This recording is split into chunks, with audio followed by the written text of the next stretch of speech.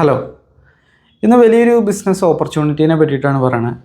നമുക്കറിയാം, തരക്കേടില്ലാത്ത income earn ചെയ്യണമെങ്കിൽ എന്തെങ്കിലും ചെറിയ ബിസിനസ് സ്റ്റാർട്ട് ചെയ്യലാണ് ഏറ്റവും നല്ലൊരു ഓപ്ഷൻ. ഏത് ജോലിക്ക് പോകുന്നതിനേക്കാളും ബെറ്റർ ആയിട്ടുള്ളത് എന്തെങ്കിലും ഒരു സ്മോൾ ബിസിനസ്, നിങ്ങളുടെ ഓൺ സ്മോൾ ബിസിനസ് സ്റ്റാർട്ട് ചെയ്യണതാണ് ഏറ്റവും ബെറ്റർ. ബിസിനസ്സിൻ്റെ ഒരു ഗുണം എന്താണെന്ന് വെച്ച് കഴിഞ്ഞാൽ, മനസ്സ് നമ്മൾ സ്റ്റാർട്ട് ചെയ്ത് കഴിഞ്ഞാൽ പതിയെ പതിയെ അതിനെ ഡെവലപ്പ് ചെയ്ത് കൊണ്ടുവരാനായിട്ട് സാധിക്കും. അതായത് ഒരു ജോലിയിൽ നിന്നിട്ട് നമുക്ക് സാലറി ഇൻക്രിമെൻ്റ് ഒക്കെ കിട്ടി വരുമ്പോഴത്തേക്കും ഒരുപാട് ടൈം കടന്നു പോയിട്ടുണ്ടാവും. അതിൻ്റെ പെർസെൻറ്റേജ് വളരെ 5%, 6% അങ്ങനെയൊക്കെയാണ് സാധാരണ ഇൻക്രിമെൻറ്റുകൾ വരാറ്. ബിസിനസ്സിൻ്റെ കേസ് അങ്ങനെയല്ല, 10 മടങ്ങായിട്ട് നമുക്ക് വലുതാക്കി കൊണ്ടുവരാനായിട്ട് സാധിക്കും. ഏത് ജോലിയിൽ നിന്ന് കിട്ടുന്നതിനേക്കാളും ഒരു ഹൈ ഇൻകം ഒരു ബിസിനസ് ഓണർക്ക് ഏൺ ചെയ്യാനായിട്ട് പറ്റും. ഏത് പ്രൊഫഷനിൽ നിൽക്കുന്ന ആളുകളെക്കാളും ഇൻകം ഏൺ ചെയ്യാനുള്ള പൊട്ടൻഷ്യൽ ഉള്ളത് എപ്പോഴും ബിസിനസ് ഓണേഴ്സിനാണ്.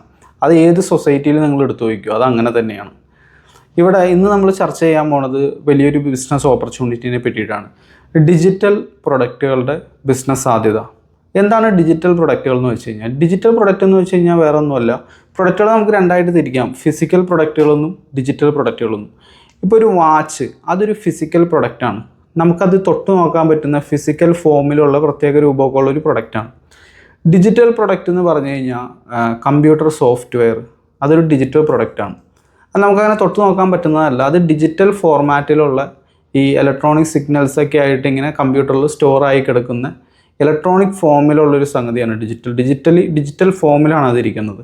സോഫ്റ്റ്വെയറുകൾ, ഇ ബുക്കുകൾ, അതേപോലെ PDF, ഇമേജസ്, വീഡിയോ ക്ലാസ്സുകൾ, വീഡിയോ കോഴ്സുകൾ, ഇതെല്ലാം തന്നെ ഡിജിറ്റൽ പ്രൊഡക്റ്റുകൾക്ക് ഉദാഹരണമാണ്. ഈ ഡിജിറ്റൽ പ്രൊഡക്റ്റുകളുടെ ബിസിനസ്സിൻ്റെ ഒരു പ്രത്യേകത എന്താണെന്ന് വെച്ച് കഴിഞ്ഞാൽ, വളരെ മിനിമൽ ഇൻവെസ്റ്റ്മെൻറ്റിൽ നമുക്ക് സ്റ്റാർട്ട് ചെയ്യാനായിട്ട് സാധിക്കും. വലിയ പ്രോഫിറ്റ് സാധ്യതയാണ് ഇതിനുള്ളത്.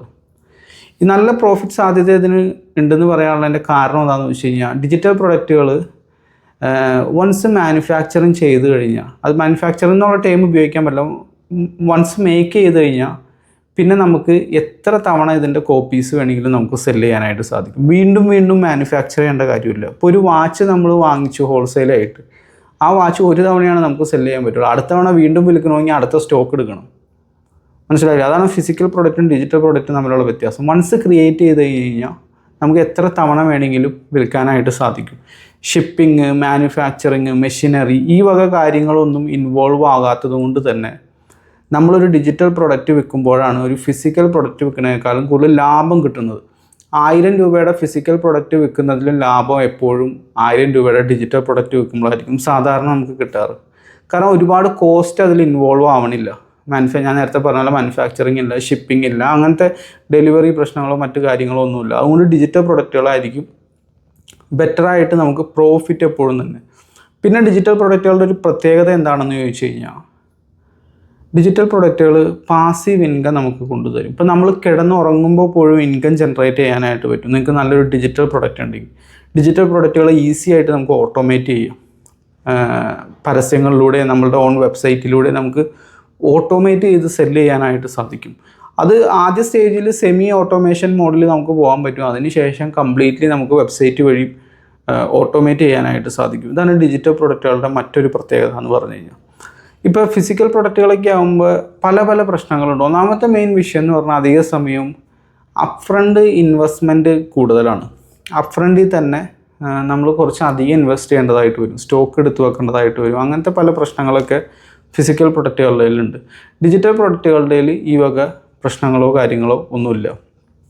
ഇവിടെ ഇത് പറയുമ്പോൾ അപ്പോൾ എങ്ങനെ നിങ്ങളൊരു ഡിജിറ്റൽ പ്രൊഡക്റ്റ് ക്രിയേറ്റ് ചെയ്യും എന്ന് ചോദിച്ചു കഴിഞ്ഞാൽ, നിലവിൽ നമുക്ക് ഡിജിറ്റൽ പ്രൊഡക്റ്റുകൾ ഈസി ആയിട്ട് ക്രിയേറ്റ് ചെയ്യാൻ പറ്റുന്നത്, നിങ്ങളുടെ കഴിവ് എന്തെങ്കിലും ഒരു വിഷയത്തിലുണ്ടെന്ന് വിചാരിക്കുക. കഴിവാകട്ടെ, ഒരു അറിവാകട്ടെ, ഒരു പ്രത്യേക മേഖലയിൽ പ്രവർത്തിച്ചുള്ള പരിചയ സമ്പത്താവട്ടെ, അങ്ങനെ ഈ കാര്യങ്ങളെല്ലാം തന്നെ നമുക്ക് ഡിജിറ്റൽ പ്രൊഡക്റ്റുകളായിട്ട് മാറ്റാനായിട്ട് സാധിക്കും. ഡിജിറ്റൽ പ്രൊഡക്റ്റുകളാക്കി മാറ്റി നമുക്ക് സെല് ചെയ്യാനായിട്ട് സാധിക്കും. കാരണം ആ മേഖലയിലേക്ക് പുതുതായിട്ട് കടന്നു വരാൻ ഉദ്ദേശിക്കുന്ന ആളുകൾക്ക്, ഒരാൾ എക്സ്പേർട്ടായിട്ടുള്ള ഒരു 20 വർഷത്തെ എക്സ്പീരിയൻസ്, 5 കൊല്ലത്തെ എക്സ്പീരിയൻസ്, 2 കൊല്ലത്തെ എക്സ്പീരിയൻസ് ഒക്കെ ഉള്ള ഒരാളിൽ നിന്ന് ഡയറക്റ്റ് പഠിക്കുകയാണെങ്കിൽ, ഒരു ബിഗിനറായിട്ടുള്ള നമ്മളുടെ കസ്റ്റമർക്ക് ഒരുപാട് മിസ്റ്റേക്കുകളിൽ നിന്ന് മാറി നിൽക്കാനായിട്ട് സാധിക്കും.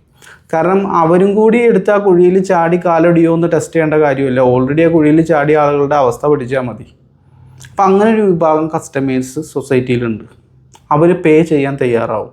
എക്സ്പീരിയൻസിനെ ബഹുമാനിക്കുന്ന, അറിവിനെ ബഹുമാനിക്കുന്ന, നിങ്ങളുടെ എക്സ്പെർട്ടീസിനെയൊക്കെ ബഹുമാനിക്കുന്ന ഒരു വിഭാഗം കസ്റ്റമേഴ്സ് ഉണ്ട്. അപ്പോൾ അവർ പേ ചെയ്ത് നിങ്ങളുടെ ഡിജിറ്റൽ പ്രൊഡക്റ്റുകൾ വാങ്ങിക്കും.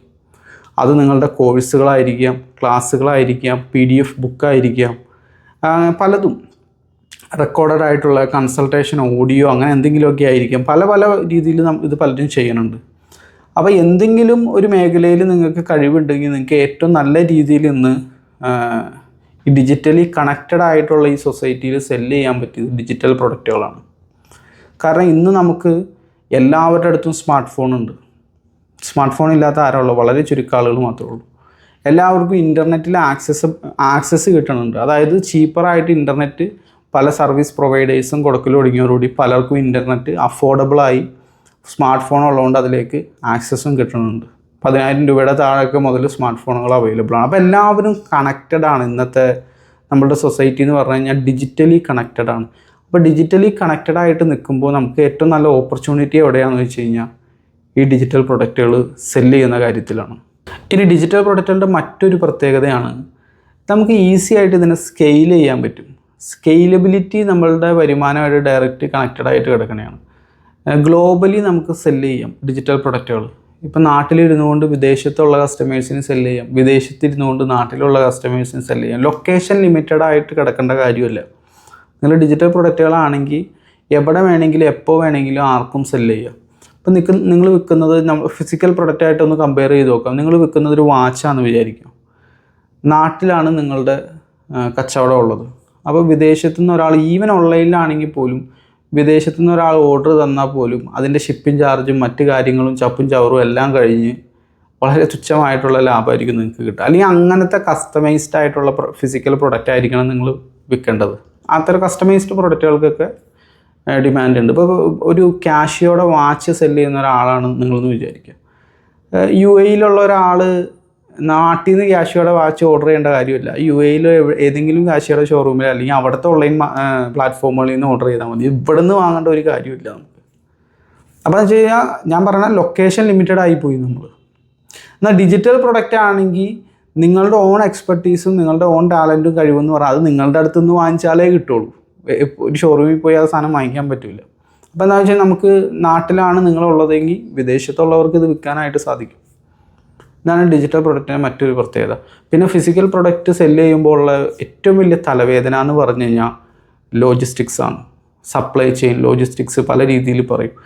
ആ മേഖലയിൽ പ്രത്യേകമായിട്ട് ആളുകൾ എടുത്ത് പഠിക്കുന്നുണ്ട്. കാരണം എന്ന് വെച്ച് കഴിഞ്ഞാൽ അത്ര തലവേദന പിടിച്ചിട്ടുള്ള സംഗതിയാണ്. അത് പ്രത്യേകമായിട്ട് പഠിച്ച ആളുകൾ കമ്പനികൾ ഹയർ ചെയ്യുന്നുണ്ട്. കാരണം ഇന്ന് വരാനുള്ള സ്റ്റോക്ക് ഇന്ന് വന്നില്ലെങ്കിൽ തലവേദനയാണ്. ഏത് ദിവസം കൃത്യമായിട്ട് അതിനെ നമ്മുടെ വെയർ ഹൗസിൽ എത്തിക്കണം, ഏത് ദിവസം അത് സ്റ്റാർട്ടിംഗ് പോയിന്റിൽ നിന്ന് നമ്മളുടെ എൻഡ് പോയിന്റിൽ എത്താൻ നേരത്ത് ഏത് ദിവസം വന്നു കഴിഞ്ഞാൽ ട്രാഫിക്കൊക്കെ കുറയും, നമുക്ക് ലോ ഷിപ്മെൻറ്റിൽ സാധനം ഇവിടെ എത്തിക്കാം. ഒരു ദിവസം 10 ഓർഡർ ഉണ്ടെങ്കിൽ മിനിമം നമ്മൾ ആദ്യം എത്ര സ്റ്റോക്ക് എടുക്കണം. അപ്പോൾ ഇത്തരത്തിലുള്ള കാൽക്കുലേഷൻസ്, കാട്ടൺ ബോക്സ് വേണോ, 5+3 ഒരുപാടുണ്ട്. ലോജിസ്റ്റിക്സ് സപ്ലൈ ചെയിൻ എന്ന് പറഞ്ഞു കഴിഞ്ഞാൽ വലിയൊരു വിശാലമായിട്ടുള്ളൊരു ബിസിനസ്സിലൊരു ശാഖ തന്നെയാണ്. അത് പ്രത്യേകമായിട്ട് പഠിച്ചവരെ കമ്പനികൾ ഹയർ ചെയ്യുന്നുണ്ട്. ഈ വക തലവേദനകളൊന്നും തന്നെ നമുക്ക് ഡിജിറ്റൽ പ്രൊഡക്റ്റുകളുടെ കാര്യത്തിലില്ല. ചിലർ ചൈനയിൽ നിന്ന് ഇമ്പോർട്ട് ചെയ്ത് ഇവിടെ നാട്ടിൽ സെല്ല് ചെയ്യുന്നവരുണ്ട്. അവരോടൊക്കെ ചോദിച്ചറിയാം. ഇച്ചിരി തലവേദനയാണ്. നമുക്ക് ഓർഡർ ഇങ്ങനെ വെയിറ്റിങ്ങിൽ നിൽക്കണ്ട, പക്ഷെ സാധനം വിൽക്കാൻ കിട്ടണ്ടേ. ഈ സാധനം അവിടെ നിന്ന് ഷിപ്പ് ചെയ്ത് ഇവിടെ കിട്ടാത്തതുകൊണ്ട് ഇത് വിൽക്കാൻ പറ്റുള്ളൂ. അപ്പോൾ ഇങ്ങനെ ഹോൾഡ് ചെയ്ത് നിൽക്കുക. അപ്പോൾ എന്ന് വെച്ചാൽ ഹോൾഡ് ചെയ്ത കുറച്ച് കസ്റ്റമേഴ്സ് അവർക്ക് പെട്ടെന്ന് സാധനം ആവശ്യം ഉള്ളതുകൊണ്ട് ആരുടെ അടുത്താണ് സ്റ്റോക്കുള്ളത് അവരുടെ അടുത്തേക്ക് ഓടിപ്പോകും. അപ്പോൾ നമുക്ക് കിട്ടേണ്ടിയിരുന്ന സെയിൽ അവിടെ നഷ്ടമായി. ഡിജിറ്റൽ പ്രൊഡക്റ്റുകളുടെ ഈ ഒരു തലവേദന ഇല്ല. അതെന്താണെന്ന് വെച്ച് കഴിഞ്ഞാൽ വൺസ് ക്രിയേറ്റ് ചെയ്ത് കഴിഞ്ഞാൽ നമുക്ക് എത്ര കോപ്പീസ് വേണമെങ്കിലും അതിൻ്റെ സെല് ചെയ്യാനായിട്ട് സാധിക്കും. വെയിറ്റ് ചെയ്യേണ്ട കാര്യമില്ല. ഓൺലൈനിലൂടെ ഇത് ഡെലിവറി ചെയ്യാൻ സാധിക്കും. 1-on-1 ആയിട്ട് 5 മിനിറ്റിൻ്റെ 2 മിനിറ്റിൻ്റെ കേസുള്ളൂ. ഇത് ഡിജിറ്റൽ പ്രൊഡക്റ്റുകളുടെ പ്രത്യേകതയാണ്. ഫാസ്റ്റ് സ്കെയിലപ്പ് നമുക്ക് നടക്കും, പെട്ടെന്ന് തന്നെ വ്യാപിപ്പിക്കാനായിട്ട് പറ്റും. ഇത്തരം കാര്യങ്ങളൊക്കെയാണ് ഡിജിറ്റൽ പ്രൊഡക്റ്റുകൾ സെല്ല് ചെയ്യാൻ നേരത്ത് നമുക്ക് കിട്ടുന്ന ബെനിഫിറ്റുകൾ എന്ന് പറഞ്ഞു കഴിഞ്ഞാൽ. പിന്നെ ഡിജിറ്റൽ പ്രൊഡക്റ്റുകളുടെ ഏറ്റവും വലിയ മറ്റൊരു അഡ്വാൻറ്റേജും കൂടി ഉണ്ട്. അതെന്താണെന്ന് വെച്ച് കഴിഞ്ഞാൽ ഫ്ലെക്സിബിലിറ്റിയാണ്. ഫ്ലെക്സിബിലിറ്റി എന്ന് പറഞ്ഞു കഴിഞ്ഞാൽ ഇപ്പോൾ എന്തെങ്കിലും ഒരു അപ്ഡേഷൻ കൊണ്ടുതന്നെ, ഇപ്പോൾ ഒരു വാച്ച് സെല്ല് ചെയ്യുന്ന നിങ്ങളുടെ അടുത്തുള്ളതെല്ലാം ബ്ലാക്ക് കളറാണെന്ന് വിചാരിക്കുക. പക്ഷേ കുറേ കസ്റ്റമേഴ്സ് ബ്രൗൺ സ്ട്രാപ്പുള്ള വാച്ച് നിങ്ങളുടെ അടുത്ത് നിന്ന് എൻക്വയറി നടത്തുന്നുണ്ട്. അയ്യോ ബ്ലാക്ക് വേണ്ട. അപ്പോൾ നിങ്ങൾ എടുത്തു വെച്ച ബ്ലാക്കൊക്കെ അങ്ങനെ ഇരിക്കും. ഇനി നിങ്ങൾ ബ്രൗൺ എടുത്തു വെച്ച ബ്ലാക്കിൻ്റെ പുറമെ ഇനി ബ്രൗണും കൂടി ഇറക്കേണ്ടതായിട്ട് വരും. അപ്പോൾ ബ്ലാക്കിൽ കുറച്ച് ഡെഡ് സ്റ്റോക്ക് വരും.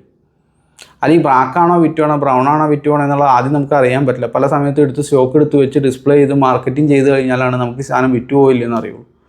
ഇന്ന് ഡിജിറ്റൽ പ്രൊഡക്റ്റുകളുടെ നിങ്ങൾ ഒരു വീഡിയോ കോഴ്സാണ് പ്രൊവൈഡ് ചെയ്യണമെങ്കിൽ നിങ്ങളുടെ മേഖലയിൽ ഒരു പ്രത്യേക ഒരു വീഡിയോ കോഴ്സ് പ്രൊവൈഡ് ചെയ്യാൻ നിങ്ങൾ തീരുമാനിച്ചു എന്ന് വിചാരിക്കുക.